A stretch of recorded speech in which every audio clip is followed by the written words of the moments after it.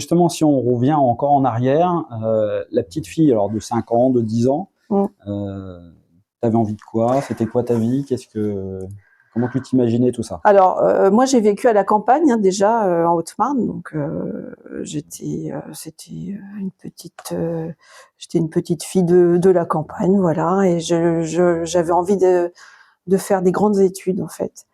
Je me projetais dans les grandes études, j'étais une bonne élève et j'aurais bien voulu être médecin, en fait. Quand j'étais petite, je me projetais bien dans ce métier de médecin. C'est un petit regret que j'ai parce que j'ai pas osé le dire que je voulais être médecin et du coup, j'ai pas tenté l'aventure, en fait.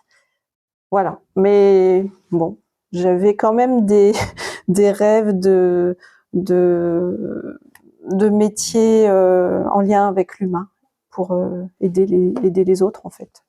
Donc, je suis pas si mal, en fait, en tant que proviseur. Alors justement, la Corinne d'aujourd'hui, si elle rencontrait cette petite fille, qu'est-ce qu'elle pourrait lui dire? Eh ben, elle pourrait lui dire que quoi qu'il se passe et quelle que soit la voie dans laquelle on s'engage, on arrive toujours quand on a quelque chose au fond de soi qui nous dit bah tu veux travailler avec les gens, tu veux leur faire du bien, même si tu es dans une voie qui te plaît pas forcément, tu arrives à y aller en fait.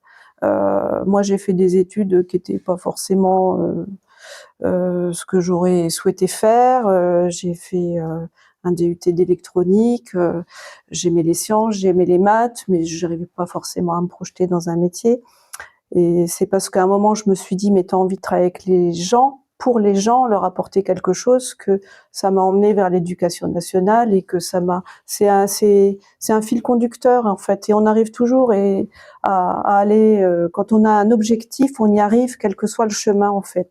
Des fois, on y va direct, et puis des fois, on louvoie comme sur un voilier pour remonter le vent, en fait.